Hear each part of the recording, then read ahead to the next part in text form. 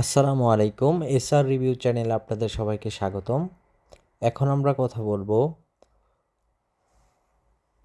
Female food নাটকটি নিয়ে। Female food নাটকটির একটা পোস্টার ড্রপ করা হয়েছে ফেসবুকে। এটা হচ্ছে অমি পরিচালিত। আপনারা সবাই জানেন এর আগে ফিমেল 1, 2, 3 খুব জনপ্রিয়তা পেয়েছে। সেই ধারাবাহিকতায় অমি ভাইয়া এই নাটকটি সিকুয়াল নিয়ে আসছে ফিমেল 4। এই কুরবানির ঈদে নাটকটি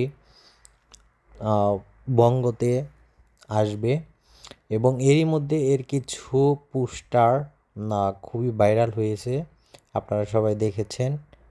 এখন দেখা যাক নাটকটির ট্রেলার তো অবশ্যই আসবে, আমি যতটুকু ধারণা করতেছি ট্রেলার আসবে। ট্রেলার আসলে আমরা আপনাদের সাথে সেটার রিভিউ শেয়ার করব। ফিমেল 4-এর পোস্টারে দেখা যাচ্ছে এখানে কিন্তু মিশু নাই। মিশু আসলে দেশের বাইরে আছে, সেজন্যই মনে হয় তিনি নাই।